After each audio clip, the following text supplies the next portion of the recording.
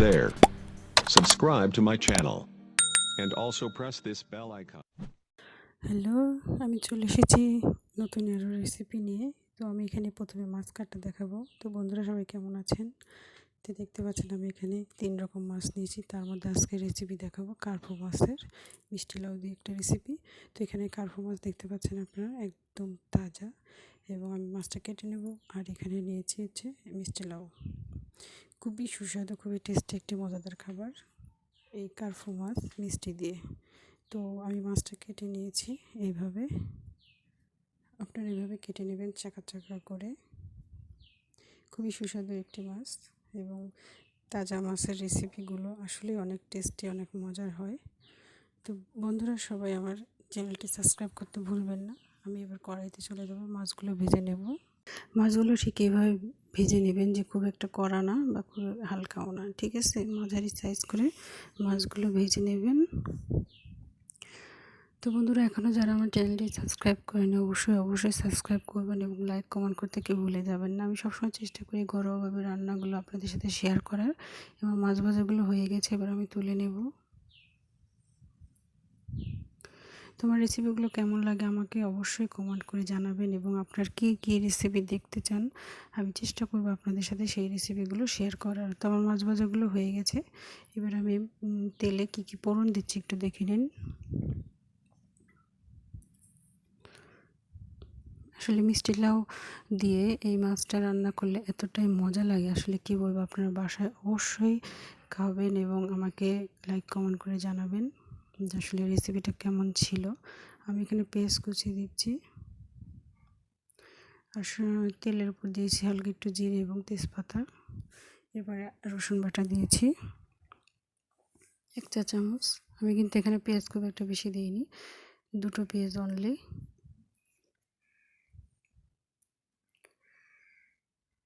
খুবই মজাদার একটি খাবার। এবার আমি যে মিষ্টি লাউটা নিয়েছিলাম সেটা আমি অর্ধেকটা কেটে নিয়েছি এইভাবে ডুমো ডুমো করে। এটা আমি হালকা ভেজে নেব, হালকা একটু লবণ দিয়ে মেখে রেখেছিলাম। এবার আমি ঢেকে দেব, ঢেকে দিয়ে বারবার নেড়ে চেড়ে হালকা করে একটু ভেজে নেব। এরপর আমি কাঁচামরিচ দিয়ে দিচ্ছি স্বাদ মতো। আপনারা আপনাদের স্বাদ মতো যে কাঁচামরিচগুলো দিয়ে দিতে পারেন, তবে আমি এখানে 6 থেকে 7টা দিয়েছি। আমি এভাবে এখানে ঢেকে এবং নেড়ে চেড়ে বারবার মিষ্টি লাউগুলো সুন্দর করে আলতো করে ভেজে নেব হালকা আছে।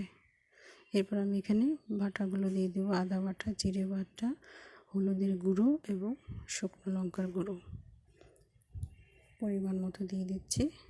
এরপর আমি হালকা পানি দিয়ে দেবো, এবার আমি নেড়ে চেড়ে আবার ঢেকে দেবো। ভালোভাবে কষিয়ে নেব, যেরকম আমরা ঠিক মাংস কষাই ওইভাবে আমরা কষিয়ে নেব। কষানো হয়ে গেলে আমি এখানে একটু নারকেল গুঁড়ো রেখেছিলাম। আসলে নারকেল গুঁড়ো আপনার যে রান্নার ভিতরেই দেন না কেন, রান্নার টেস্টটা স্বাদটা বাড়িয়ে দেয়। তো আমি আবার ঢেকে দিয়েছিলাম। এবার ঢাকনা খুলে দেখি অনেকটা সিদ্ধ হয়ে এসেছে, কারণ এখানে একটা দুধের ফ্লেভার থাকে, এই কারণে রান্নার টেস্টটা অনেক মজার হয়। আমি বারবার এইভাবে মাংস যেভাবে কষাই ঠিক ওইভাবে মিষ্টি লাউগুলো কষিয়ে নেব। দেখতে পাচ্ছেন আমার কষানো প্রায় শেষের দিকে। খুবই সিম্পল একটি রান্না, কিন্তু দারুণ খেতে। এবার আমি পানি দিয়ে দিলাম, পরিমাণ মতো পানি দিয়ে ভাজা মাছগুলো একটু পর দিয়ে দেব। ঝোলটা ফুটে উঠেছে, এবার আমি মাছগুলো ছেড়ে দেব।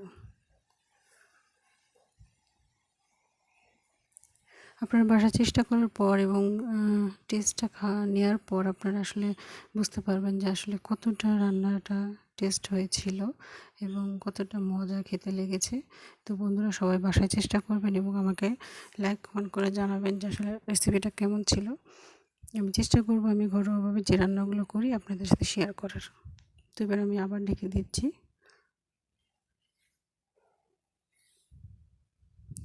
ফুটে উঠেছে, এবার দেখতে পাচ্ছেন আমি একটু হালকা জাল করে নেব, আর একটু হালকা পরিমাণে লবণ দিয়ে নেব। আমি কিন্তু লবণটা প্রথমেই দিয়ে দিয়েছিলাম। এবার আমি এখানে অ্যাড করছি সর্ষে বাটা। এটা তো আরও মজার একটা খাবার, সর্ষে বাটা দিলে রান্না কিন্তু অন্যরকম আইটেম একটা হয়ে যায় এবং খুবই মজা লাগে খেতে। তো ওই সর্ষেটা দেওয়ার পরে কালারটা একটু চেঞ্জ হয়ে গেছে। তো আপনারা দেখতে পাবেন একটু পরে আমি নামিয়ে ফেলবো, রান্না প্রায় শেষ। নামানোর আগেই কিন্তু আমি সর্ষে বাটাতে দিয়ে নামিয়ে ফেলেছি। হালকা একটু চিনি দিয়ে দিলাম। এবার আমি নামিয়ে ফেলেছি। এবার রান্নাটা দেখুন, কালারটা কত দারুণ হয়েছে, ওয়াও। তো এবার আমি একটা প্লেটে নামিয়ে ফেলছি। কতটা যে টেস্ট হয়েছে, এটা আপনার বাসায় যদি না করেন তো কী করে বুঝতে পারবেন। তো আমার পুরো ভিডিওটা যারা যারা দেখেছেন তাদের জন্য অনেক অনেক শুভকামনা এবং অনেক অনেক থ্যাঙ্কস। তো আপনারা বাসায় এভাবে চেষ্টা করবেন এবং আমার রেসিপিটা কেমন লাইক কমেন্ট করে আমাকে জানাবেন। তো থ্যাংক ইউ সো মাচ সবাইকে যারা আমার ভিডিওটা দেখেছেন, এবং লাইক কমেন্ট করতে সাবস্ক্রাইব করতে ভুলে যাবেন না। Thank you, thank you, thank you all my friends. তো ঠিক আছে, ভালো থাকবেন সবাই। আজকে এই পর্যন্তই। আবারও আসবো নতুন কোনো রেসিপি নিয়ে আপনাদের সাথে শেয়ার করার জন্য। আমি সবসময় আসবো আপনাদের সাথে শেয়ার করার জন্য নতুনভাবে নতুন নতুন রেসিপি, আমি যে রান্নাগুলো ঘরোয়াভাবে। Hey there. Subscribe to my channel. And also press this bell icon.